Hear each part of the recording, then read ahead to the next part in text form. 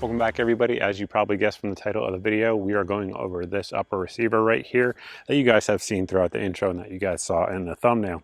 This is the Brownells BRN4 upper receiver. This particular one has a 10.4 inch barrel. We also have the 16 inch barrel. They also offer it in a 14.5 inch barrel. Just know there are some different versions out there. But what we're going to do today, obviously, is continue shooting this one here.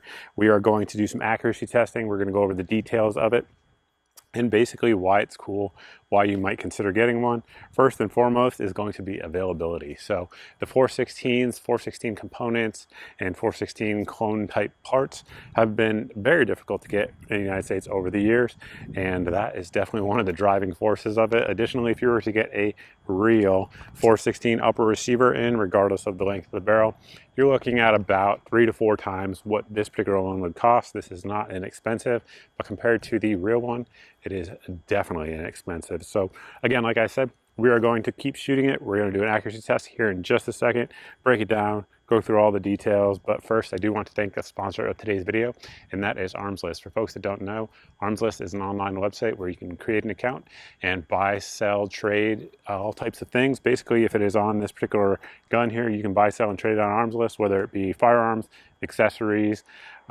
receivers, etc. You can do so, and depending on what state you live in, you may not have to fill out the 4473 as well, which is something I know a lot of folks do like.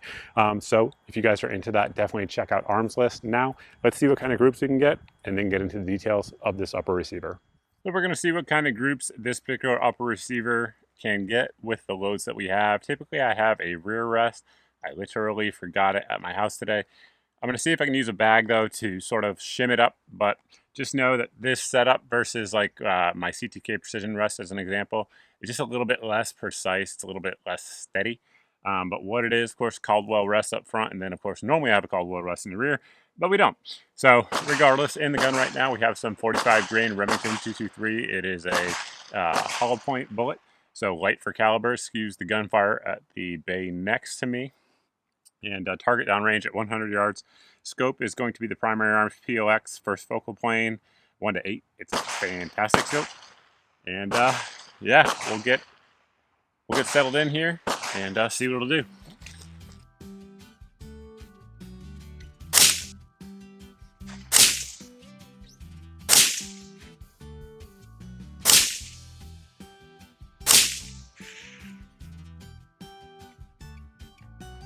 Not too shabby there for a sort of non-match load.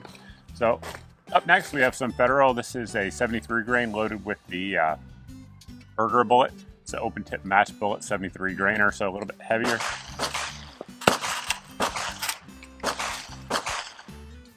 Guy in the next bay is going ham over there. Good for him.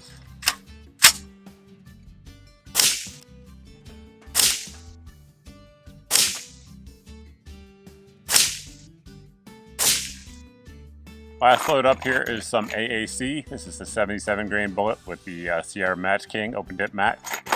See how she likes that.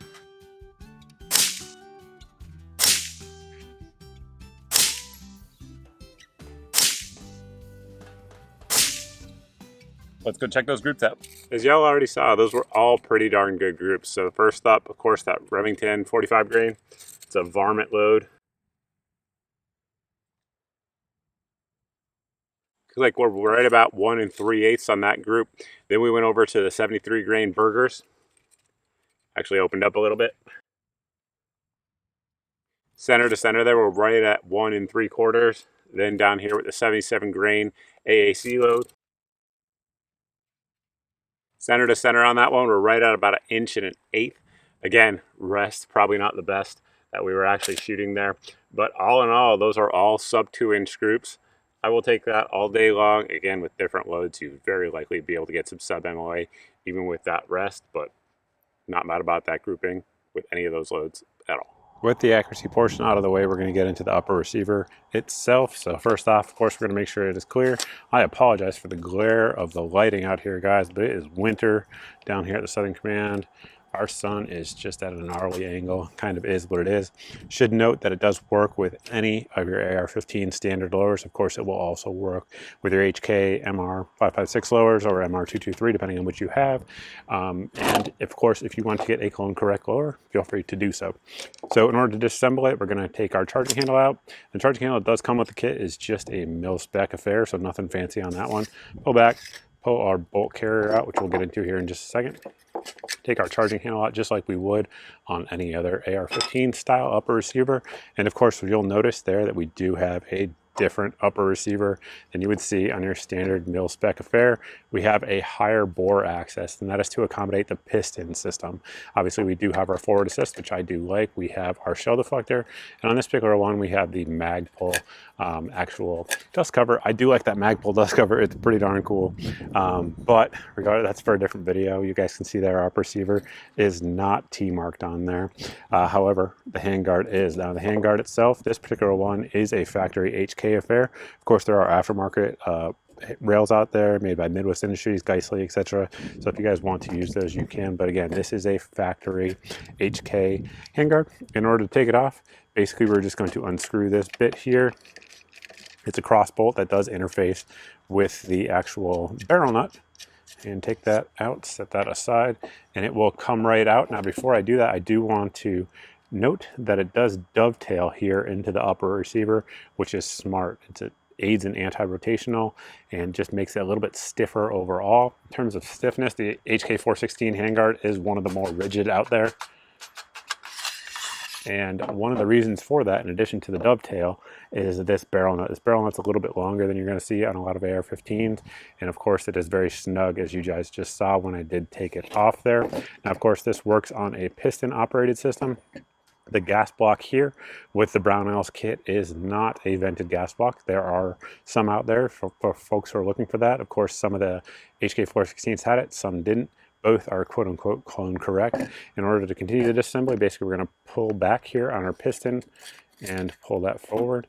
And for most folks, that's all you're going to need to disassemble it rather for normal maintenance and take our piston out. Now, do note there that the piston, unlike some other operating systems, does still have gas rings on there. And you guys can also see the markings there on our barrel. Again, this is the 10.4. They also have the 16 and the 14.5. This is the medium contour barrel. And you guys saw the accuracy that we were getting with it.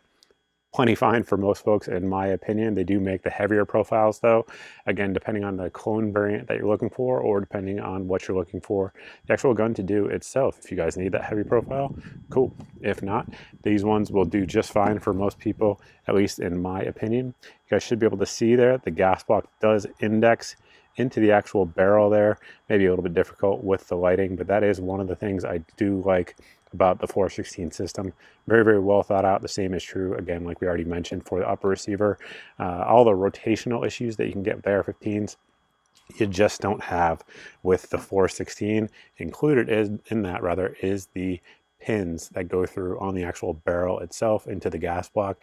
These are taper pins in there, so once you drive them out, I do recommend replacing them, but roll pins go all the way through. And obviously you can see this particular gas block is for the 10-inch barrel. If you're actually going with a 14.5 or a 16-inch barrel, they do offer a different gas block for that barrel system. The Brownells kits themselves do not come with a muzzle device. I think that's relatively smart. A lot of folks are going to put whatever their favorite muzzle device on there, and I did just that with the Surefire here. Closed tine flash hider. It's a fantastic flash hider just by itself. Of course, it also works to mount the Surefire mounts, or suppressors rather, I should say, that we've been using throughout the review. But just know if you do buy a kit, you're going to need to provide your own muzzle device. I'm going to take a quick look here at the ejection pattern, suppressed and unsuppressed. That's one thing that people who like piston guns tend to dig. We'll see how it looks here. Basically, we just have the Surefire flash hider on there, H3 buffer in the gun carbine spring.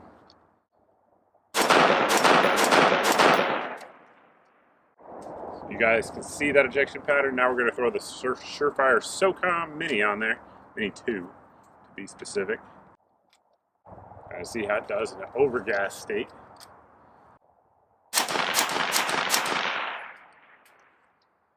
Something I didn't mention earlier about the barrel itself is that it is made out of 4150 CMB steel, and it is 1 in 7 twisted. It has a nitrided finish for good durability and corrosion resistance, so definitely dig that. In addition to it being nitrided, as is the Brownells bolt carrier group. Now this is a clone bolt carrier group for the HK 416s. One difference that you will see on the actual 416 bolt carrier group is the bolt itself will be coated in a nickel Teflon finish. This one here is just full nitrided. The bolt itself is MP tested, and of course you guys can see there, unlike an AR-15, we don't have a gas key on there. We just have the actual surface there, which the actual piston acts upon in order for the operation of the rifle itself. Other than that, it breaks down pretty much like an AR-15. There's one other difference that I guess I can point out here if I can actually get it apart on camera. Give me a second for that. And the difference I was going to point out right there is that our firing pin does have a spring in there. So what that's there for is to prevent slam fires. The AR-15, of course, has a free-floating firing pin. Now, do you really ever get slam fires on AR-15s? Almost never. It is possible, though, and that is one thing the 416 design did to prevent that from happening, was add that spring in there. Additionally, you can see the bolt shape is a little bit different on the 416. You can also see we do have a little bit of a different cutout as well on the left side of the carrier. You can see some good honest wear on there from the rounds we've put through it so far. Other than that though, guys, it reassembles just like an AR-15. You want your extractor, of course, facing to the right. If not, you're gonna have problems. That said, you really can't do it incorrectly, but we're just gonna put our cam pin in there, orient it forward, get our bolt home, send our firing pin home, and then pushing the spring down, we're gonna put our retainer through. Now that we looked at the components of the upper receiver up close and personal, there's two big things that we do want to discuss before we close the video out. So first and foremost, actually before we even get to those, full disclosure, Brownells did send the uppers out for this review. That said, it doesn't really matter at this point in terms of what I'm going to say, because I'm going to say how it performed regardless, and the accuracy that you guys already saw sort of speaks for itself. So there is that. So first off, reliability. A lot of folks like the HK416 design, Pistons as well, thinking that they're more reliable. I'm not sure that's actually true. There would need to be very, very large scale military style testing to actually determine that. That said, the military style testing rather on the 416 is out there. You guys can check it out, and it is a pretty reliable system. There's no doubt about that. So reliability on this particular one in the 10.4 inch configuration has been 100%. We've got just about 900 rounds through it at this point. Definitely want to thank our ammo sponsor of this video, and that is Remington as well. Again, we've had zero malfunctions of any kind, so you cannot be mad about that at all. And majority of the time, we've been running it with the H3 buffer, just for folks wondering, both with and without the Surefire mini can on there. And again, it just runs, so you cannot be mad about that. Price point on these, depending on when you guys are watching this, it may change, but as of right now, the kits themselves are going for an MSRP, I believe, around $1,499. Now, if you guys follow me on social media, you guys will see we have various coupon codes and stuff like that, so you can get it for a little bit less than that. Additionally, if you guys aren't following me on social media, I definitely recommend it. There's all kinds of deals over there that you guys can find that we can't put on YouTube. It kind of is what it is, unfortunately. But again, like we intimated earlier in the video, compared to what you would actually spend trying to put together a real deal HK416 upper receiver, it's expensive, but it's inexpensive on a relative scale. So there is that. A lot of folks are going to complain because the barrel is nitrided rather than chrome lined. We have a whole video series on that here on the channel. You guys can debate it. Both of them work very, very well. Again, a lot of folks are going to want to go with that heavier profile barrel, the longer profile barrel, and that is up to you, just depending on what you're looking to build and depending, of course, on the laws in your local area.